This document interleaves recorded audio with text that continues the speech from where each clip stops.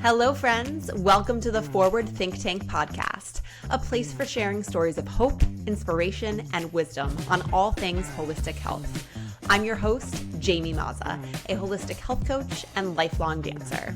After being diagnosed with a rare thymic tumor and autoimmune disease, I am on a mission to fully, radically heal. Tune in as I share stories from my personal healing journey, interviews with forward thinkers and healers in the wellness industry, and stories from incredible humans who have gone through their own health challenges and continue to move forward in hope. Thanks for tuning in. So grateful you're here.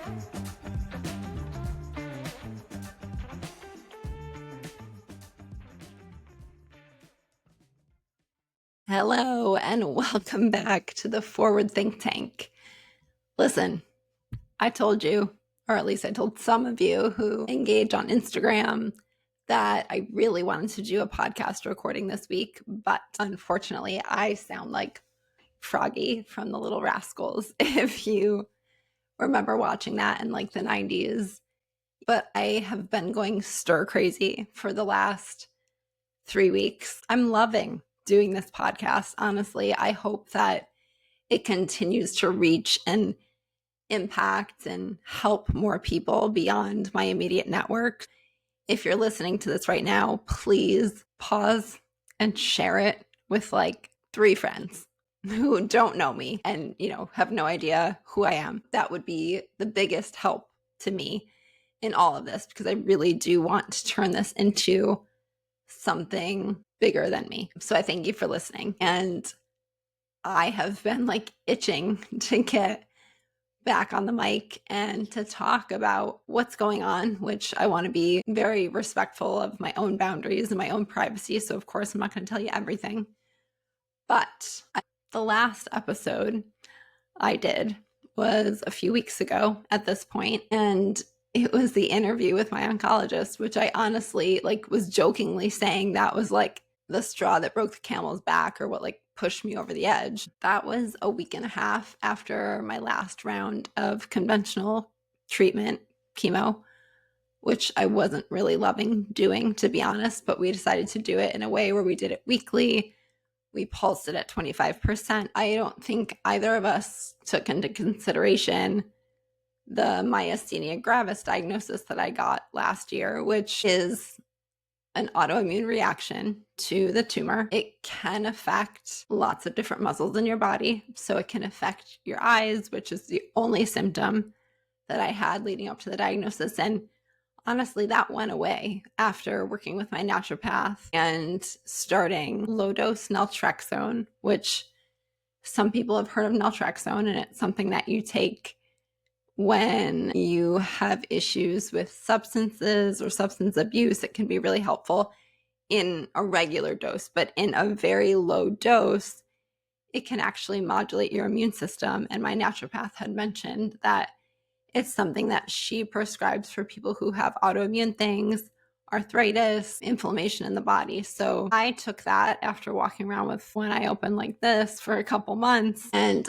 within a couple weeks over the winter, it got better. So when I noticed that symptoms starting to flare up the week after my last treatment, I knew that there was inflammation happening in my body. What I wasn't thinking is that it could cascade into more severe symptoms. And truthfully, my oncologist doesn't seem to have the knowledge or the experience or expertise on how to work with that or how to treat that. So when my symptoms after we spoke started getting progressively worse, I had full body muscle pain, felt like the hardest workout of my life.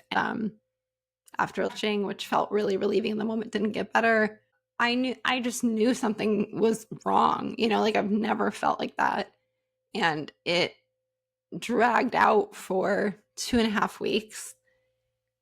It got to the point where it started to affect my breathing, and that's where it got scary. And I had seen a neurologist over the winter. I had made my appointment with him months prior when my eye was still closed last year. And so by the time I went to go see him, my eye was better, and he was like, "Why are you here?" I was like, "Well, one, you're very popular and you have a 3-month waiting list. And two, I was having issues with my eye, and it was recommended that I see you. It's like you get into the system and everyone's siloed and pigeonholed into little expertises, and that's all good and fine. But then you end up seeing like 100 doctors and you just feel like, a fucking lab rat, and I'm so over it. So went to go see him. He was actually awesome. He had told me about the treatments that he had to provide for myasthenia if it ever got worse. But he said, if you stay how you are looking and seeming right now, you're great. You're in remission. So I was like, cool. So 11 months, no myasthenia symptoms. All my inflammation markers were really low. And then I wound up in the hospital in August with some fluid around my heart, which needed to be drained, which was also scary, but didn't really trigger an immune reaction, and I felt much better. There's something to be said, and I think the things I want to talk about in this episode is like what has been going on with the autoimmune issues and why I had to take a little bit of a hiatus or a recess last week, because my voice was much worse than it sounds right now. This is actually much better. And I also want to talk about advocating for yourself and trusting your gut, which I think part of the big lessons that I've learned and shifted over this year is like trusting my body when it tells me something is right or wrong. Advocating for yourself when you don't feel like you're getting the information that you need or the help that you need or the guidance that you need or the answers to your questions. At the end of the day, everybody, whether you're a doctor or a nurse or a therapist or anybody in a role of authority, you're a human being. So don't forget that. It's like, I think there are people, and certain family members of mine certainly have this mindset where like you hold these intelligent, right, very trained people in like this highest regard that is like above you and your authority and your own wisdom of your body. Our bodies are extremely intelligent, and learning to trust our gut, which is something that I kind of brushed off my whole life. I was a very nervous person. I was a very anxious girl. I was like, never wanted to go to parties. I was like fake sick on school picture day. I was very shy. I was very like introverted, and I don't think I trusted my gut enough. And that led me into kind of a quarter life identity crisis, not really knowing what I wanted to do with my career, just like never really trusting myself. And so I'm noticing this pattern, if you will. And even though I had the agreement of my naturopathic oncologist, who I really love, and I love the work that they do and everything they've done to help me, like hearing them say, okay, you had fluid around your heart that got drained, like it's probably time to consider maybe going through treatment again. I was like, fuck, this is not what I want. This is not how I saw this healing going. I don't think that's what my body needs, but like, okay, I wrapped my head around it. I felt better because we chose certain medications that, from a test that I did on my own body and blood, which I talked about last time, I felt like it was more promising. And we did it at a low dose, which I felt good about. But it set my body into this like inflammatory fire. So it started with my eye, which is why I had my sunglasses on in the last episode. And then it affected my muscles. I was like the sorest and most lethargic I've ever been in my life. And, for somebody who used to walk like 20,000 steps a day and work out, it was like, the fuck? Like I'm getting winded going up the stairs. I couldn't really sleep comfortably at night because I felt like I had to get in the right position. Like I knew something was going on, but I was also like, okay, maybe this is just the meds that like kind of built up over time, working their way out of my system. So like there'd be pockets of feeling better, and then it would like digress during like the rest of the day. My voice has actually been the same. There's some moments where it like sounds totally normal, and then there's other times where it sounds like this or it gets a little worse. It's just like, it's hard. It's been a really hard 3 weeks. Like the whole month of October, I feel like just disappeared. So after being nervous to swallow truthfully, and choke and maybe not be here recording this podcast with you right now and talking to the neurologist, I took myself into the hospital, and thankfully the neurology team that saw me, which is who you consult with for at least for myasthenia, I'm not sure about other autoimmune situations, I would imagine probably, they identified this, like the breathing issues and some of the other things that were happening, as a myasthenia crisis. So when that happens, obviously you need to seek medical attention. And we ended up doing, it's called IVIG, which truthfully I don't know a ton about even still to this day, but I was like, cool, if it's going to make me better, let's do it. And I remember the neurologist talking about that over the winter, but I was like, yeah, that's not something I will ever need. I feel great. So to me, it seemed like, and to really everyone except for the oncologist, it seemed like the chemo medications caused inflammation, like too much. And we tested my inflammatory markers in my blood when I showed up to my oncologist's office like a week prior to going into the hospital, being like, I don't feel right. Like I'm getting winded, like something's wrong. And he didn't really say much, he wasn't like overly concerned. He thought maybe I caught a virus or something, but like we did the blood work, like there's nothing there. But he tested some inflammatory markers that were like, when I say wildly off the charts, like I was like, holy shit balls, like I can't believe this. But I guess this is why I'm feeling this way.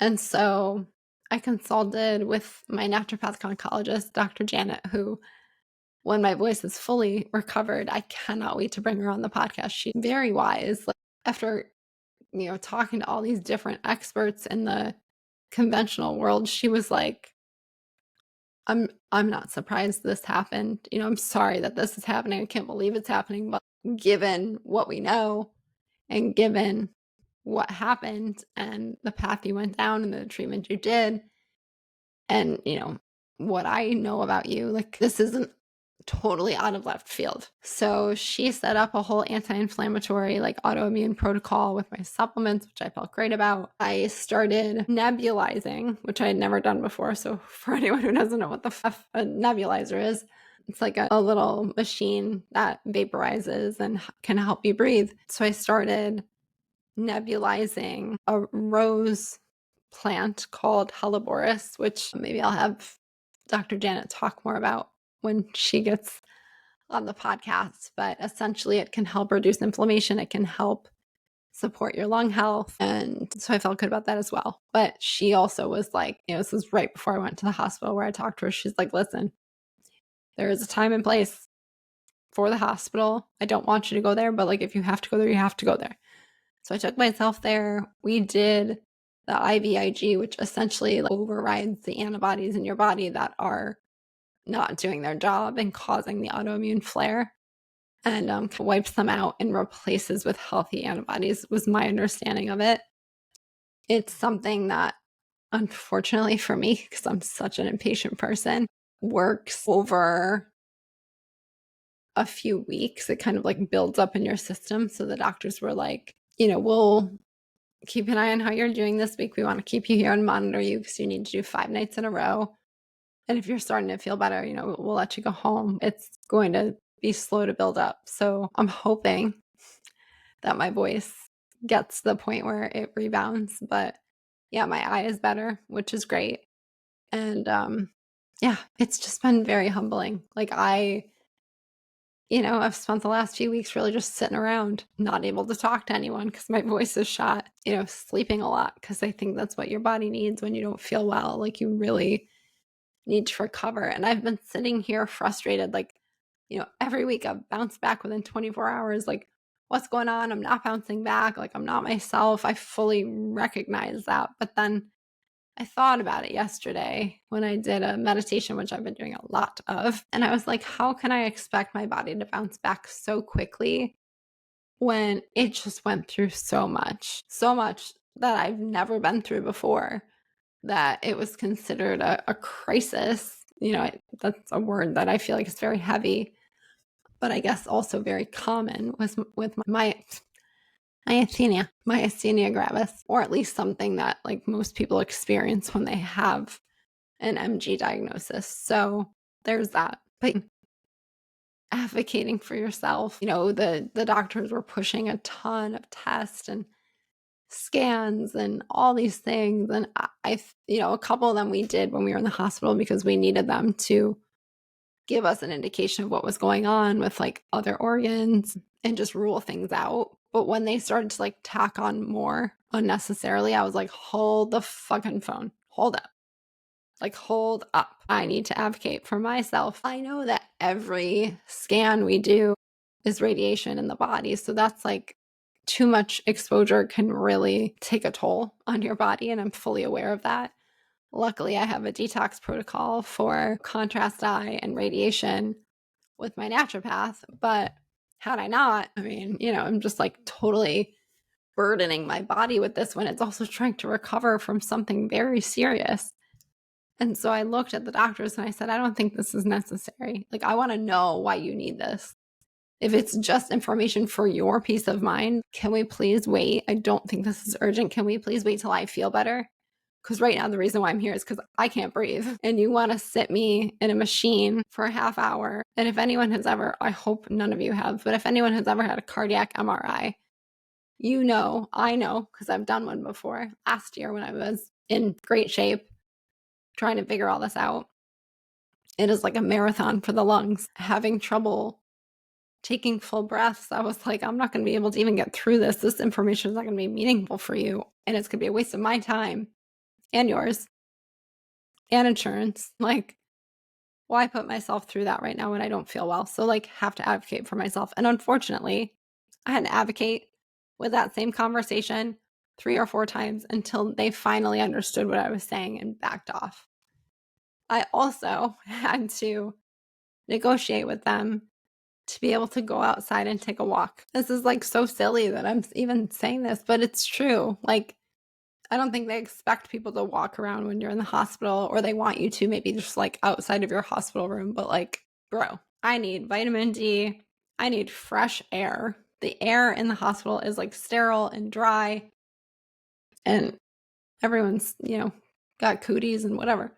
I need to get outside for my mental health. So I asked them multiple times. And truthfully, before they said yes, I snuck my ass out anyways. Things that I do because I'm crazy. I had Nick bring my Vibe plate. So if you do follow me on Instagram, you see I have like a Vibe machine, like a little plate that you stand on that kind of like vibrates. And I don't know like the whole mechanics of it, but essentially it helps with lymphatic flow, lymphatic drainage. It helps blood flow and circulation in your body.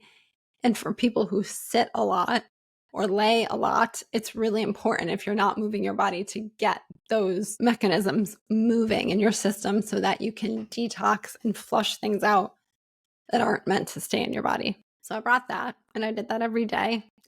I politely said no to all of the hospital food.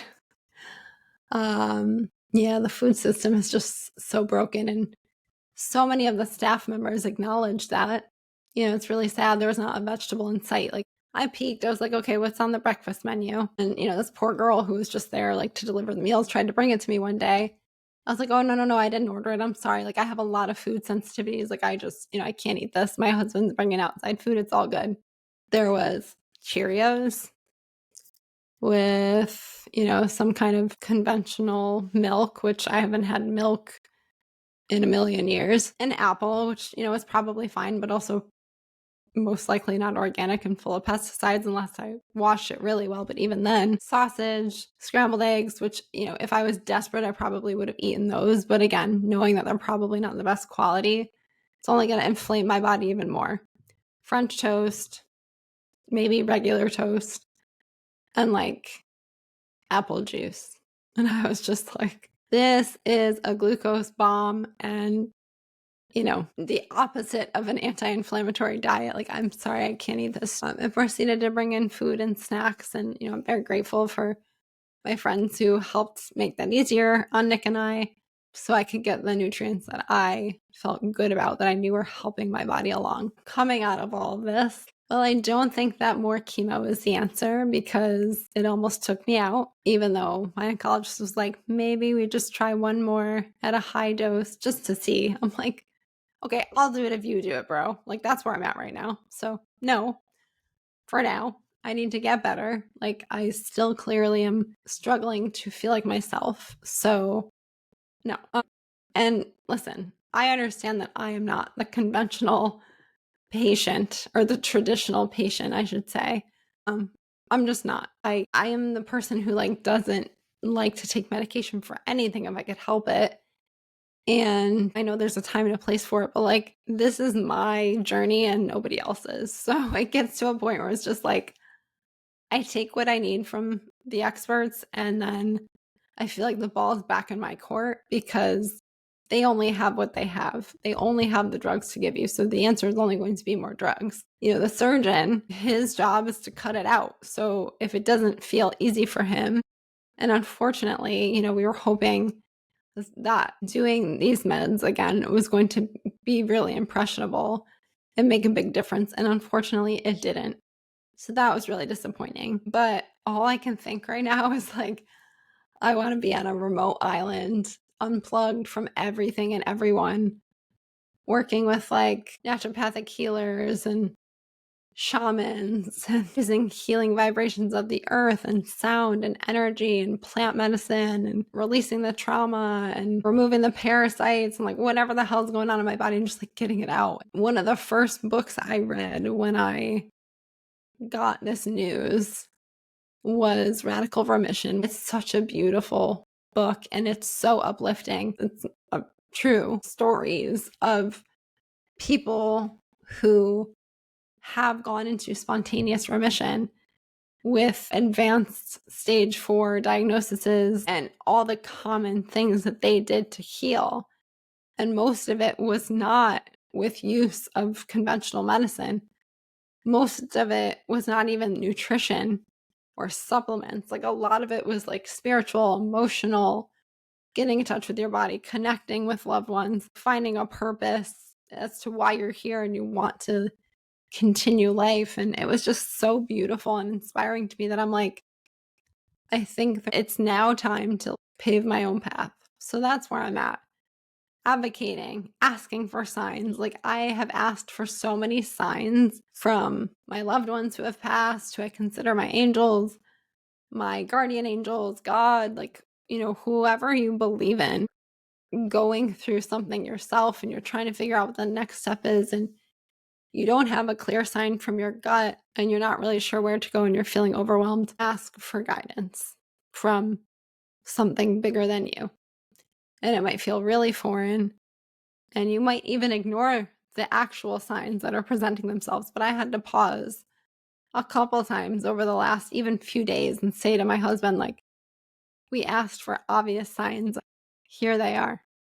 Those were the signs, I think. So that's guiding us in this direction of wherever we go. I realize that I'm sharing my story and being a little bit more open than probably many people, most people are, because it sucks. And for the longest time, up until the last few weeks, which I really do feel like was medically induced, I have felt like myself. This has been very humbling to not feel like myself and have so many physical limitations and energetic limitations. It's been really hard for me. I'm very impatient. So I think the more you share, the more people reach out and express, you know, condolences or like feeling sorry and sending prayers, which I always appreciate, and like good healing vibes, which I always appreciate. But like, I guess I'm a strong, stubborn girl. And honestly, I come from two incredibly wonderful but stubborn parents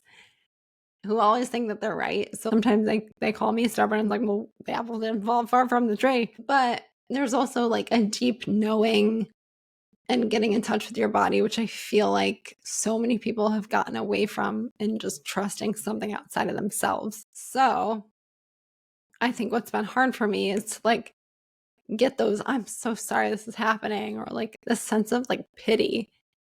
I just don't like that. I don't like to feel like the victim or like people need to pity me. As much as this has sucked and I've had hard days and I've cried and I've questioned everything that I've done, and I'm just like, well, what the f? Like, why? Why has all of these aspects been robbed from me for the last month or the last year, but that's not helpful.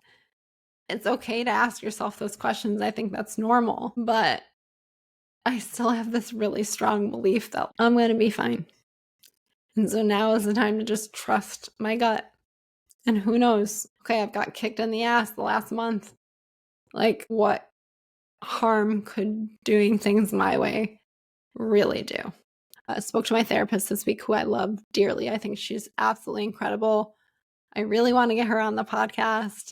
I always feel better leaving our sessions. And I was saying to her, I was on a call this week with one of my naturopaths, Dr. Lori, and she has a group call with everybody that she's working with weekly. So we got to catch up a bit. And sometimes the calls are really positive, and sometimes, they're kind of hard. And so I feel like there was a lot of hard situations and stories being shared this week. I think there are incredibly special people in this group that I love. We're sitting here recognizing that we are, hitting a bump and then trying to put the spin on it. And at the end, and I was telling my therapist this story, I was like, you know what? And I stand by this. Like, even though this all effing sucks, I just feel like a punching bag lately that has just been poked and prodded. And you know what? I refuse. I will not fucking break. Like, you can't break me. You cannot break my spirit. And then it's the one thing, and like my mind, unless I lose it, which God help me. But like, you can't touch that. And Lori was like, oh my God, I had chills when you said that. I told you I'm stubborn and I'm strong-minded, and maybe that is what's going to get me through this. But, telling that to my therapist and actually talking about someone that I don't remember how I found her, Caitlin O'Toole, also has an incredible story of how she healed herself and had a lot of things going on in her body. And a lot of it was, mental and choosing joy and living her life to the fullest, but also surrounding herself with like success stories and wonderful, inspiring messages, and like putting things on her mirror and on her fridge as like reminders. My therapist is like, yeah, this is awesome. I think you should just do that. Like, put those notes around, say, remember who the fuck you are. So I'm sitting here with that sticky note. I also have this on my fridge downstairs. I'm going to put this one in my bathroom. Remember who the fuck you are. I need that. Like, that is what's going to, like, oh yeah, I'm a badass. Oh yeah, I got this. Oh yeah, I can change my focus right now and feel a little bit better. And like, don't get me wrong, I'm laying around a lot right now, but every so often I'm like, I need to move. What's going to make me feel better? I actually found this awesome Healing House playlist on Spotify by Lincoln Jesser. He creates house music at a healing frequency for your body. Like, how cool is that? So I've been listening to his playlist a lot. I've also just been putting on music that I know is going to make me want to dance. And I dance for 2 minutes, 30 seconds, maybe get a little winded, and then I sit down. But like, those moments of increasing your energy and your energetic vibration, that's information for your cells to say, oh yeah, we do feel good. We know how to feel good. We remember how to feel good. We remember. Yeah. Yeah. Like, even me just doing this right now is like making me laugh, and like I feel a little like, ooh, I'm awake, I'm alive. So like, you do what you got to do to get through the hard shit. The days where you feel really great, which I can't wait to like fully feel myself. I'm gonna like, blah, like run all over the place. You don't take those for granted. The point of this whole thing, one, is I just wanted to get back on the mic and say, hey, I'm still good. I'm here. Advocate for yourself. Trust your gut. Remember who the fuck you are. So I said at the beginning, the best thing that you can do when everyone's like, what do you need? I don't know. I don't even know what I need for myself sometimes, most of the time. So like, that's a hard question to answer. If you want to know what I need, don't ask. Send me love, healing vibes, say a prayer. So great. You can totally activate listener support. If you're enjoying this podcast, it's in the show notes. Click on the link. You can support this podcast on a monthly basis, and it would mean so much to me. But, not necessary. You can also share this podcast. That is free. Share it with like 5 people you know. Just say, hey, give this a listen. Give a review, comment. Just continue to spread the awareness. Like, that is ultimately what would be the best thing you could do to be helpful and supportive is to share. So that's all. I've been rambling for a while now. And I just appreciate you all for being here. Hopefully, I will be back in the coming weeks. I really don't want to interview anyone until my voice is better, but we'll see how desperate I get. And thanks for tuning in. Thanks for being here. And I will see you soon.